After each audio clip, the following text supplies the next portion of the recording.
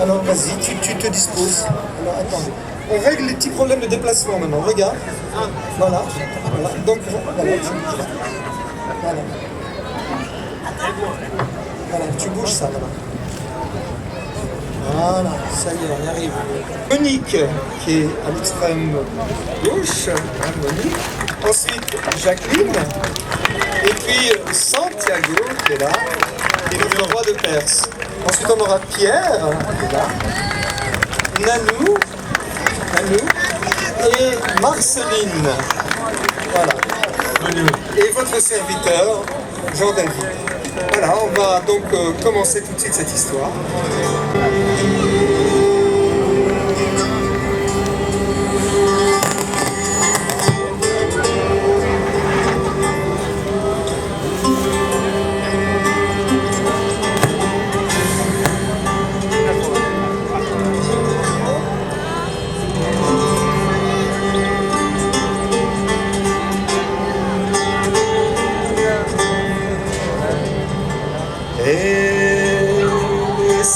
De l'Orient apportait l'or et l'encens et la myrrhe pure, apportait l'or et l'encens et la myrrhe pure. Ainsi chantent les fidèles dans la nuit de Noël sous les voûtes des églises. Dans la nuit de Noël, sous les voûtes des églises, sous ces voûtes anciennes, parfois l'on y voit sur une antique fresque, parfois l'on y voit sur une antique fresque, Marie qui tient l'enfant, et devant eux à genoux les trois rois mages, et devant eux à genoux les trois rois mages.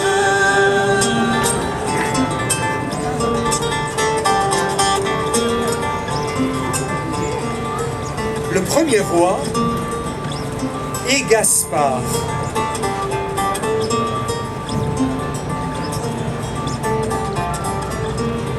Porte son offrande, l'or, un calice.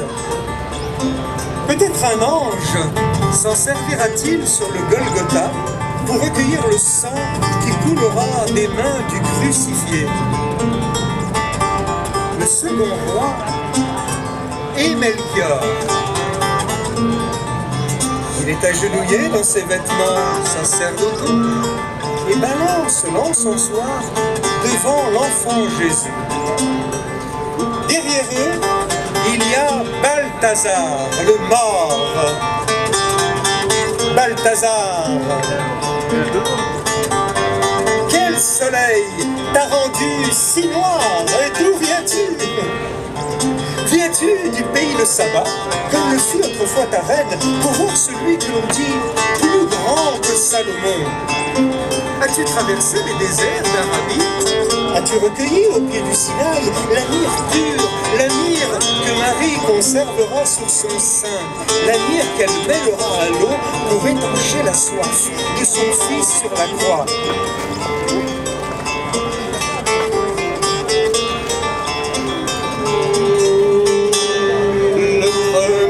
Gaspard, il porte fièrement son offrande un calice.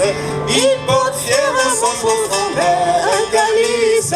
Le second est Melchior, balance l'encensoir devant l'enfant Jésus. Balance l'encensoir devant l'enfant Jésus. Derrière Balthazar, Balthazar le mort qui présente la myrrhe pure. Balthazar le mort qui présente la myrrhe pure.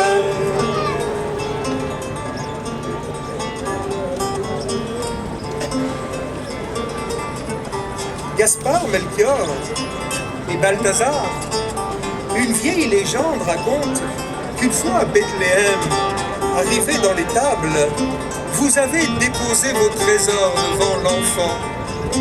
Et l'enfant n'a pas souri. Et l'enfant n'a pas tendu ses petites mains vers l'or étincelant. L'encens le fit tousser et la lyre se détournait.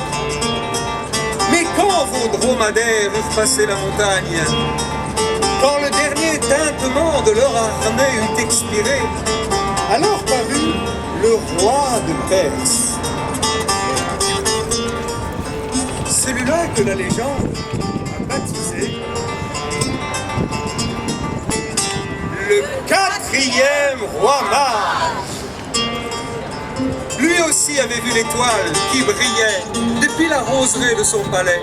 L'étoile qui brillait et qui l'invitait à la suivre. Rien n'avait pu le retenir, ni le vin ardent, ni les danses effrénées sur le luth, ni même les yeux de colombe de sa bien-aimée. Le roi de Perse réunit son trésor le plus précieux. 3 perles blanches, aussi grosses que des œufs de pigeon. Il les rangea délicatement dans sa ceinture et il se mit en route. Et quand il arriva, les 3 autres rois étaient déjà venus et déjà repartis. Il arrivait trop tard et qui plus est, il arrivait les mains vides.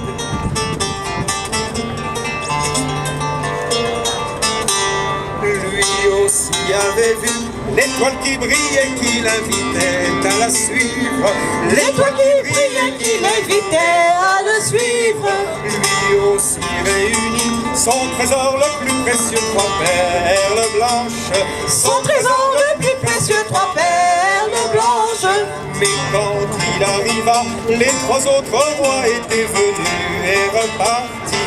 Les 3 autres rois étaient venus et repartis. Il arrivait trop tard et qui plus est, il arrivait les mains vides. Et qui plus est, il arrivait les mains vides.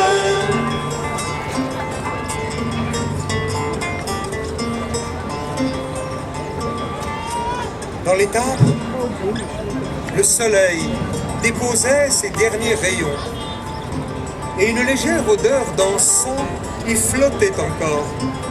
Joseph retournait la paille de la crèche pour la nuit. L'enfant était sur les genoux de sa mère qui le berçait à mi-voix. Le roi de Perse hésita, s'approcha, puis se jeta aux pieds de l'enfant.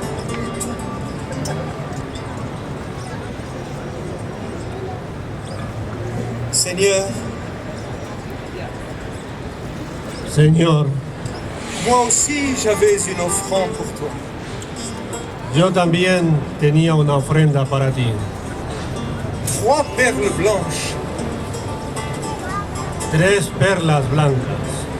et voici que je ne les ai plus. Y mira que ya no las tengo más. Seigneur, daigne m'écouter. Señor, dígnate a escucharme. Et alors, tu jugeras. Y después tú juzgarás.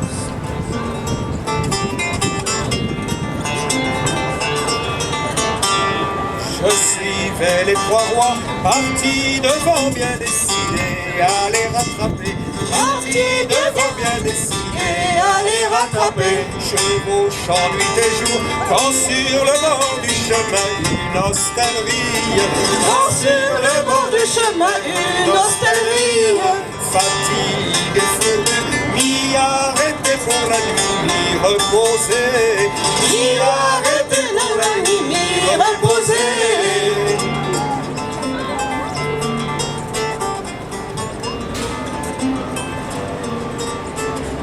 Quand je pénétrais dans la salle des voyageurs, un vieillard, tremblant de fièvre, allongé à même le sol, attira mon attention. Nul ne savait qui il était. Sans argent pour le médecin et les soins, il aurait été probablement jeté dehors.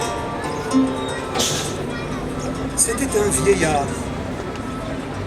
brun et sec, avec une barbe blanche, embroussaillée. Il me rappelait mon père.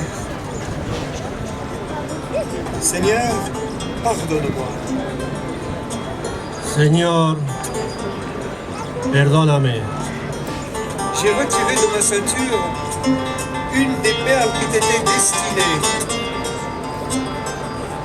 Yo retiré de mi cintura una de las perlas que te estaba destinada. Pour le médecin et les soins. Por la medicina y la sanación. Le lendemain, dès l'aube, j'enfourchai ma monture et je la poussais autant qu'il m'était possible. Dès l'aube sur ma monture et je la poussais autant qu'il m'était possible. Et je la poussais autant qu'il m'était possible. Je suivais une vallée déserte où d'énormes rochers s'y dressaient. Déserte où d'énormes rochers s'y dressaient. Soudain des cris de femmes, des cris qui venaient de derrière un fourré. Des cris qui venaient de derrière un fourré.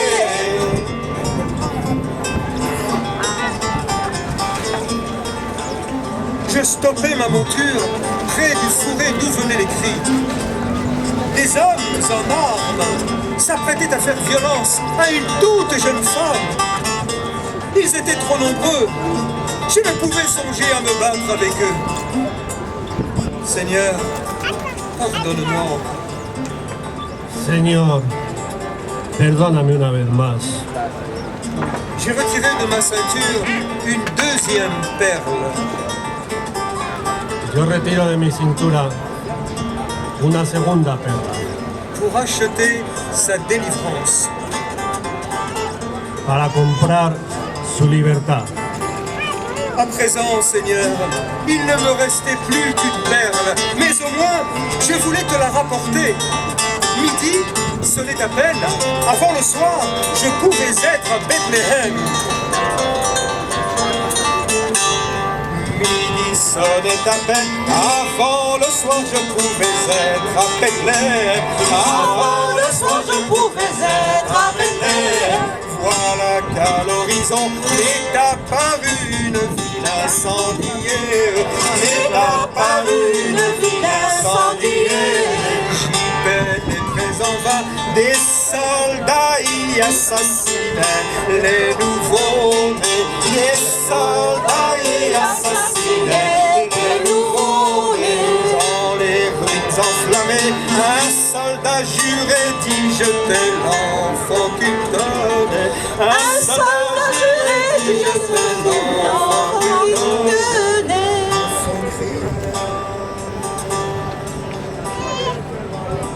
Se débattait. Le soldat hurlait à sa mère, désespéré.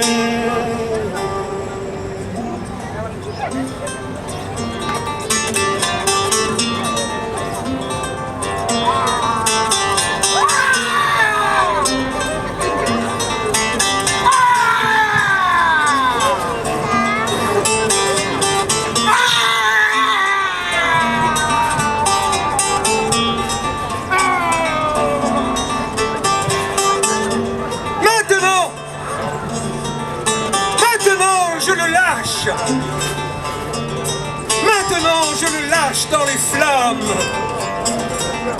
Et il fera un bon rôti.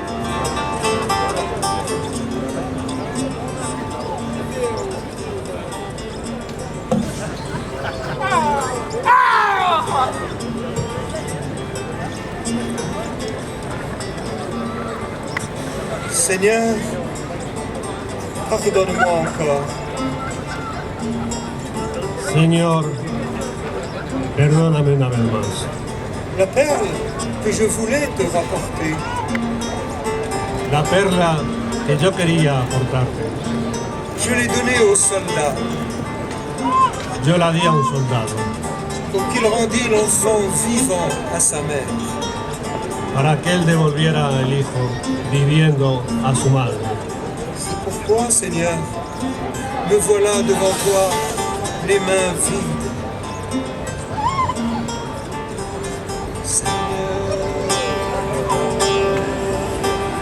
pardonne-moi.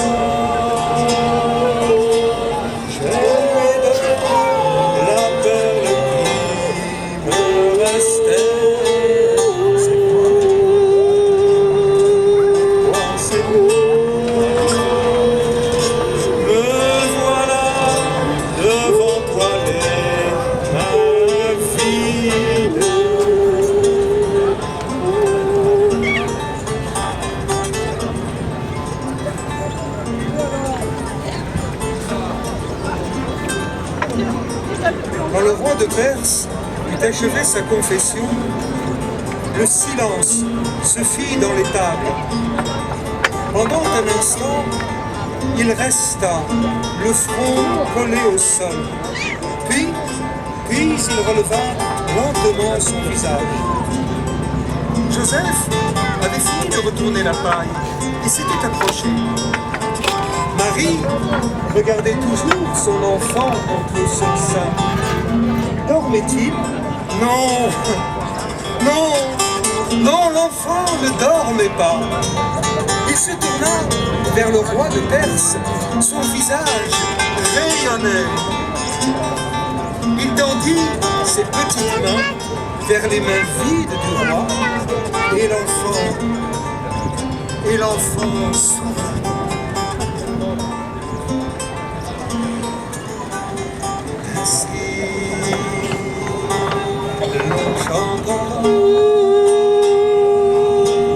Dans la midnight, sous les voûtes des églises, l'histoire de l'enfant qui sourit au roi, venu le voir, les mains vides, assis, l'on chantera.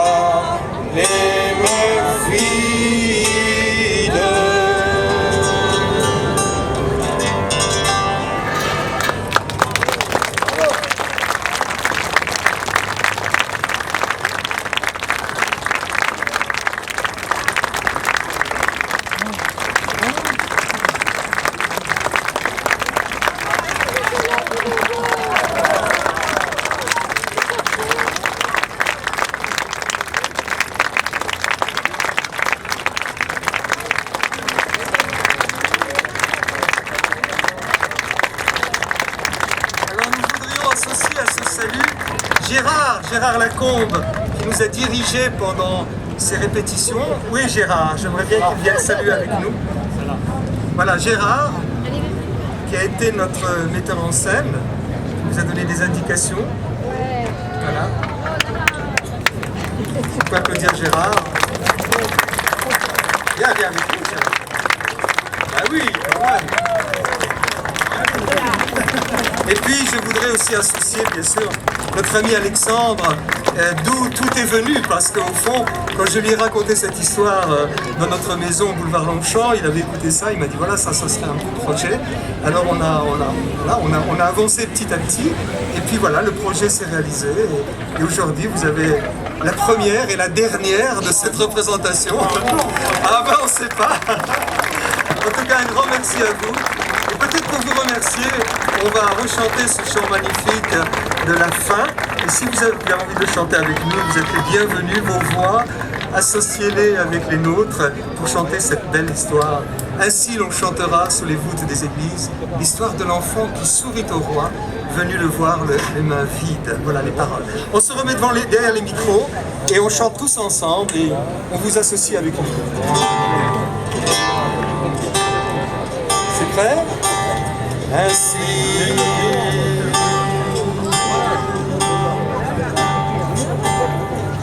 Ça y est?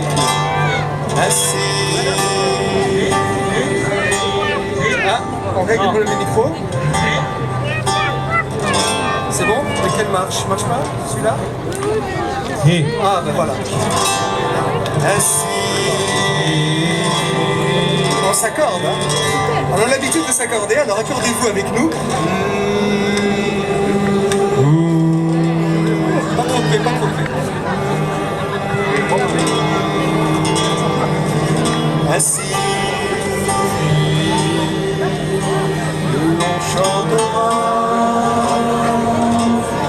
dans la nuit neuve sous les voûtes des églises. Encore une fois, ainsi, l'on chantera dans la nuit neuve sous les voûtes des églises. L'histoire de l'enfant qui sourit au roi, venu le voir, les mains vides. Encore une fois, ainsi l'on chantera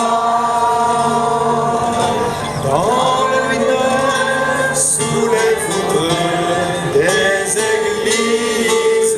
L'histoire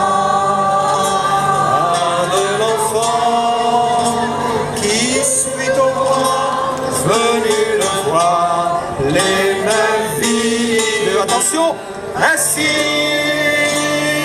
l'on chantera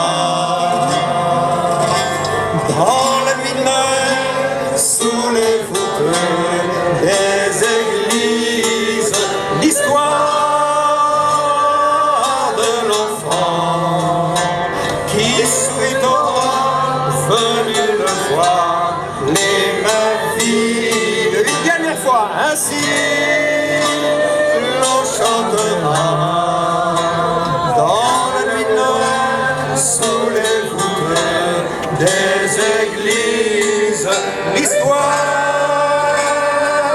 de l'enfant qui sourit au roi, venu le voir, les